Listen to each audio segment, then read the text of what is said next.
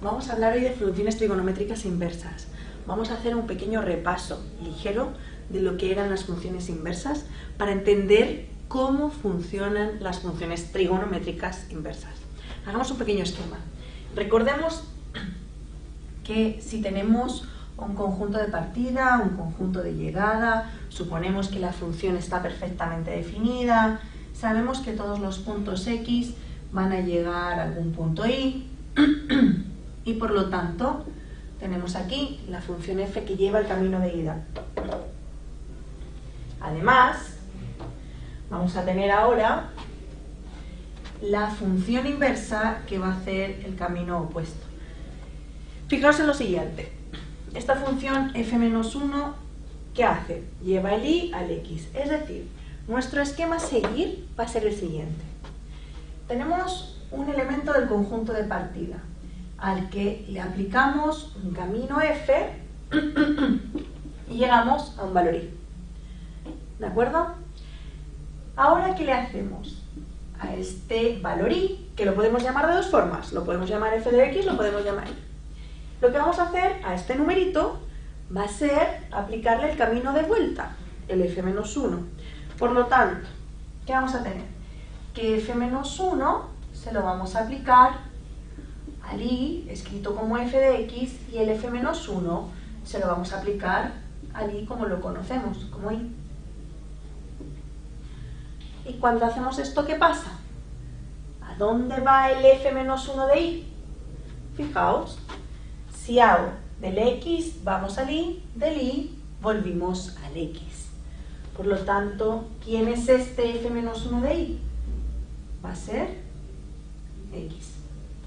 Por lo tanto, nuestro esquema siempre va a ser que el x va a ser lo mismo que hacer f-1 de y.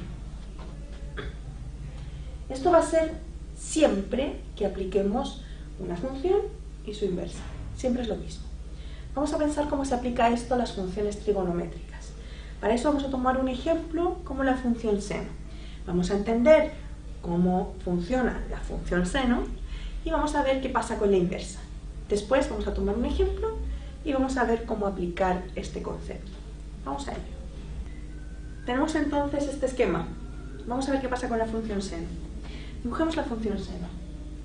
La función seno, si tenemos aquí nuestro eje de coordenadas, recordemos, tanto para la función seno como para la función coseno, como para la función tangente, siempre sobre el eje X vamos a colocar los valores de los ángulos, sobre el eje Y vamos a colocar los valores que resultan de aplicar la función trigonométrica al ángulo.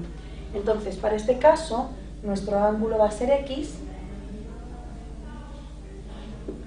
y aquí vamos a tomar la función seno de X. Sabemos que aquí vamos a colocar los ángulos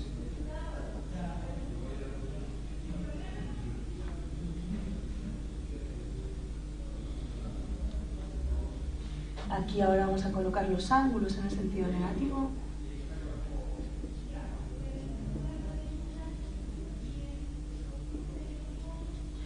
Y aquí vamos a tomar los valores máximo y mínimo para la función seno, que son el 1 y el menos 1. Tomando los valores de la función seno, sabemos que para 0 vale 0, para pi medios va a valer 1, para pi vale 0, para 3 pi medios va a valer menos 1, entonces pi 0, y así consecutivamente.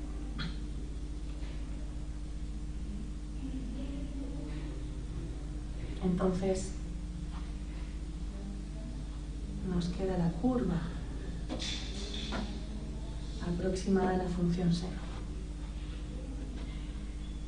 Para poder hacer esta función invertible tiene que cumplir las condiciones necesarias para ello. Es decir, en este caso vamos a tomar aquel intervalo donde la función es invertible.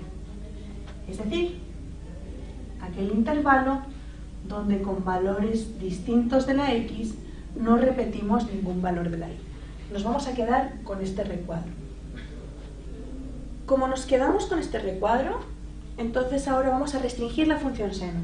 Nuestra función seno, por lo tanto, ¿qué va a hacer? La función seno va a ir desde los ángulos que están desde menos pi medios a pi medios hasta los valores reales entre menos 1 y 1.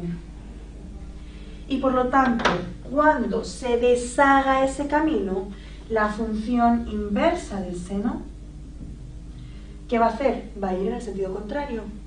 O sea, que va a tomar desde el menos 1, 1 valores y los va a enviar a menos pi medios, pi medios.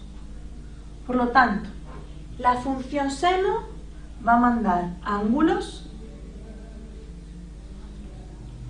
a, vamos a llamarlo números, son todo números, pero para diferenciar entre si estamos en radianes o estamos hablando de resultados entre menos 1 y 1. Mientras que la función seno menos 1, ¿qué va a hacer? Va a partir de números y va a llevarlos a ángulos. ¿De acuerdo? Entonces, si nosotros componemos la función seno con la función seno menos 1, ¿qué pasa? Que al aplicar primero seno y después seno menos 1, el ángulo lo llevamos a un número y el número a través del seno lo llevamos a un ángulo. Vamos a ver en el esquema cómo queda.